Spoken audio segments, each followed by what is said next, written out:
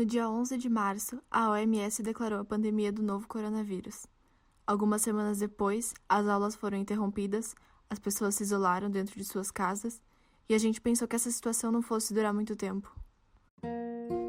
Hoje é o dia 160 da minha quarentena.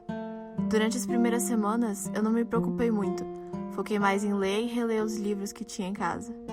Ou talvez eu estivesse preocupada demais e, sem perceber, me escondi por trás das histórias, onde eu imaginava um mundo mais simples, onde só existe o bem e o mal, e as pessoas podem ser salvas com apenas um pouco de coragem. Meu tempo tem sido ocupado com pequenas coisas da minha casa que antes não tinham toda a minha atenção. Agora eu tenho cuidado melhor das minhas plantas, pesquiso sobre elas e tento aumentar minha coleção. Eu consigo olhar séries e filmes e, através deles, aprender novas palavras em inglês.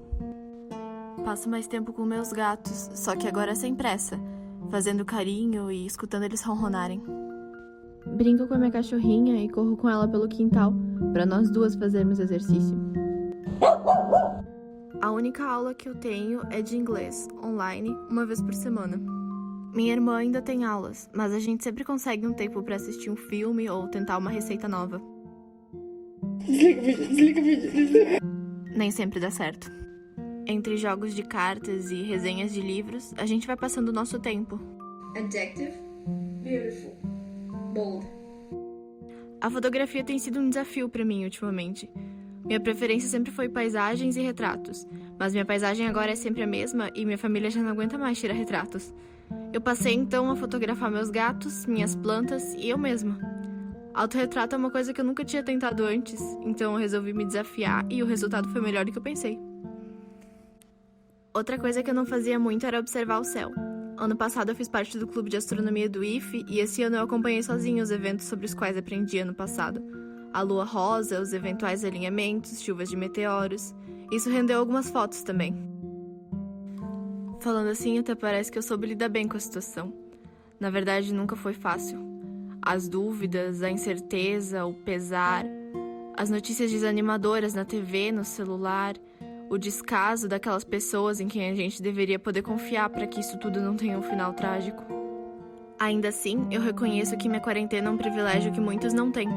Porque eu não preciso me preocupar se vou ter algo para comer no dia seguinte, porque eu tenho um lar para me isolar, eu tenho uma casa no interior para espairecer quando a situação se torna muito pesada, e eu tenho consciência de que muitos não têm a mesma sorte que eu.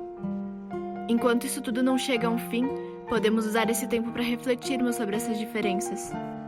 Enquanto alguns falam que as coisas já estão voltando ao normal, eu me pergunto, é possível voltarmos ao normal? Mais de 100 mil pessoas perderam a vida no Brasil. Acho que não existe sinal mais óbvio que esse de que devemos parar e repensar nossas atitudes, principalmente com relação à nossa humanidade e o que significa sermos humanos. Nossas prioridades são as outras pessoas ou um sistema criado por nós e totalmente dependente de nós? Se não for para sair dessa situação pensando em como podemos melhorar, então foi tudo em vão. Apesar de tudo, eu ainda tenho esperança de um amanhã melhor.